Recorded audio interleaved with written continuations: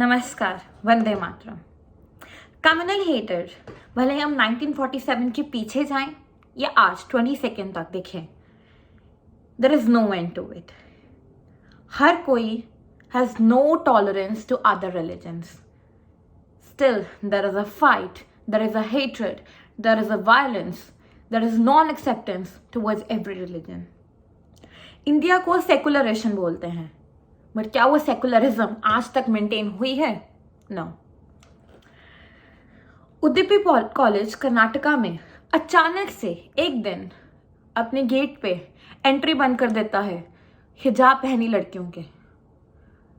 They are not allowed to enter the colleges. They are begging that please let us study, we can't remove our hijab, this is a part of our religion, but we want to study.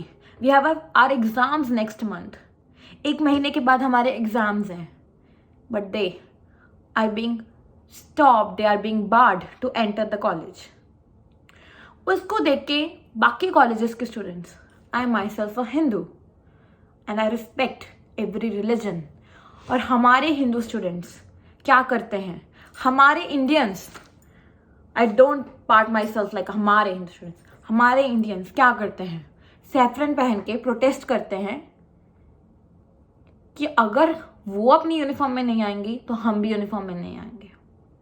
हम हर चीज legal prostitute पे बात करते हैं, legal basis पे बात करते हैं। आर्टिकल 25(1) ऑफ द कॉन्स्टिट्यूशन क्या कहता है? Right to practice and propagate our religion, but उसकी रीजनेबल रिस्ट्रिक्शंस हैं that do not affect the morality, the public order and health of the nation. Third चीज क्या आती है हमारे कॉन्स्टिट्यूशन में? सुप्रीम कोर्ट ने 1954 में शिरूर मुद केस में ये डिक्लेयर किया था कि कोई भी प्रैक्टिस अगर वो रिलीजन की एसेंशियल प्रैक्टिस है उसी को ही प्रोटेक्ट करेगी लॉ, उसके अलावा कोई भी प्रैक्टिस को प्रोटेक्ट किया नहीं जाएगा। दैट इज द रीजन कि स्कूल की यूनिफॉर्म के बावजूद भी हमारे सिख भाई, बीइंग अ पंजाबी, हमारे सिख भाई they wear turbans because that is an essential practice of their religion. Our Christians they wear crucifix because this is an essential practice of their religion. Similarly Quran के verses में it's written, it's evidential that hijab is important for men and women. This is being guided to act modest, and hijab is important for women. This is written in the Quran and it is being considered as an essential practice of the religion.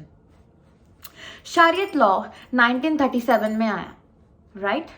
Triple तलाक, 3 बारी तलाक कह के मुसलमान अपनी बीवी को तलाक दे देता था।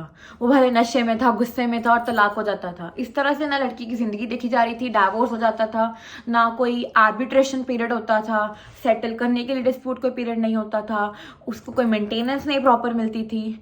तो ये लॉ हमारा 2019 में अगस्त 1 को बैन हुआ। Salute to our nation for banning this law.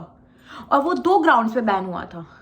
First, there was a discrimination on the basis of the gender to the women in this. Secondly, triple talaq or Shariat law is not an essential practice of Muslim religion and it's nowhere mentioned in Quran. Even in Quran, there are 3 ways of arbitration mentioned to solve the dispute in the marriage, like of 90 days, 30 days or 60 days.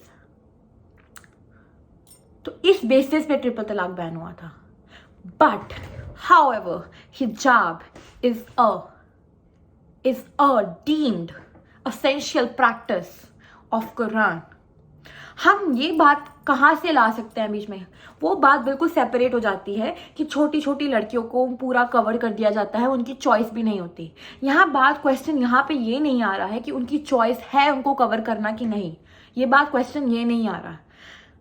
या तो आपने ban किया होता कि कोई भी मुस्लिम parent forcibly उनको हिजाब नहीं पहनाएगा, जिनकी चॉइस है वो पहनेंगी, जिनकी चॉइस है वो नहीं पहनेगी, वो लॉ बनता। या वो हाई कोर्ट सपोर्ट करती है, या वो कर्नाटका गवर्नमेंट कहती है, या वो स्कूल के प्रिंसिपल हेडमास्टर्स कहते हैं कि आप उनके पेरेंट्स को ये सिखाते कि आप ज़बरदस्ती हिजाब मत पहनाइए, उनकी मर्जी है।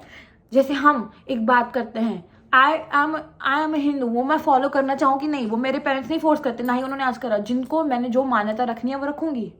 हमारे सिख हैं, कुछ बाल कटवाना वो नहीं कटवाते हैं, कुछ लोग कटवा लेते हैं। आई एम इन कैनेडा, कोई बाहर आता है बाल कटवा लेता है, वो उनकी पर्सनल चॉइस होती है, राइट। बट उनको टर्बन बैन इसी करने because it is essential practice of Sikhism. Similarly अगर ये बैनिंग होती कि आपको कवर करना है अपने आप को कि नहीं, वो आपकी लड़कियां खुद डिसाइड करेंगी कि उन्होंने हिजाब पहना कि नहीं, पेरेंट्स ना फोर्स करें, वो डिफरेंट बात होता। पर हिजाब पहनी लड़कियों को स्कूल में एंट्री बंद करके, what are you doing? Legally it's incorrect because it is an essential practice of the religion and you can check in the verses of Quran.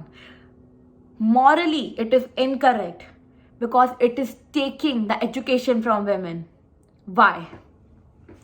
क्या आपको लगता है कि उनके पेरेंट्स अभी, कुछ लड़कियों खुद ही चॉइस रखती हैं हिजाब रिमूव करके आना, क्योंकि वो अपने रिलीजन की रिस्पेक्ट करती हैं, और वो हम देख चुके हैं कि how a girl is shouting like Allahu Akbar Allahu Akbar, क्योंकि वो दिल से हिजाब पहन रही हैं, उनको किसी ने फोर्सिबली नहीं पहना। अगर किसी के पेरेंट्स नहीं चाहते हैं कि वो हिजाब के बिना बाहर निकले, वो अलग किस्सा है। पर आप सोचते क्या उनके पेरेंट्स अब उनको स्कूल जाने देंगे? वो उनको ड्रॉप आउट करा देंगे। वो पेरेंट्स अगर वो एजुकेशन तो एटलीस्ट प्रोवाइड करवा रहे हैं, अब उनसे एजुकेशन का हक भी छीन लेंगे। Will that be a solution to their life? क्या ये सोल्यूशन होगा? यूनिफॉर्म्स के कोड को मेंटेन करने के लिए आप education, uniform is important, no one is taking the education. साथ में उडुपी कॉलेज ये बोलती है कि आप यूनिफॉर्म नहीं बियर करें। यूनिफॉर्म की कोड्स और रेगुलेशंस में लिखा हुआ है that they can cover their head scarf, but वो कलर्स कॉलेज की ड्रेस का होना चाहिए, and they are covering the head scarf with the college dress colour. हम स्कूल में जाते थे पंजाब में, तो हमारे जो टर्बन पहनी जाती थी वो स्कूल के कलर के साथ की पहनी जाती थी, बट कोड भी मेंटेन हुआ, साथ में उनका रिलीजन की एसेंशियल प्रैक्टिस भी मेंटेन हुई थी। हम दोनों चीज़ों से इसी प्रैक्टिस को भी मेंटेन कर सकते हैं। हिजाब के साथ साथ आप ड्रेस कोड भी मेंटेन कर सकते हैं। ड्रेस कोड का पार्ट रखिए, बट ड्रेस कोड का कलर आप अपने स्कूल के, अपने कॉलेज की, यूनिवर्सिटी के कलर के हिसाब से रखें। Will that not be a solution to the deemed practice of educational institutions as well to maintain the dress code, as well as it will help that to impart education to those girls as well? But बिना सोचे समझे कि क्या consequences होंगे, ना consequences सोचे गए थे फार्म बिल्स के, एक अच्छे चेंज के लिए सोच के बना दिए, बट उसकी वजह से हमारे फार्मर्स कितना सफ़र करें। बिना सोचे समझे कंसिक्वेंसेस के सिर्फ और सिर्फ एक डिसीजन रैंडमली ले लिया। Are you thinking how much the education is being disturbed of these girls? और इतना कुछ है इंडिया में खराब चल रहा, उसको सोचना शुरू कीजिए government, rather than thinking over this. I respect you all. इस वीडियो को ज़्यादा से ज़्यादा शेयर करें।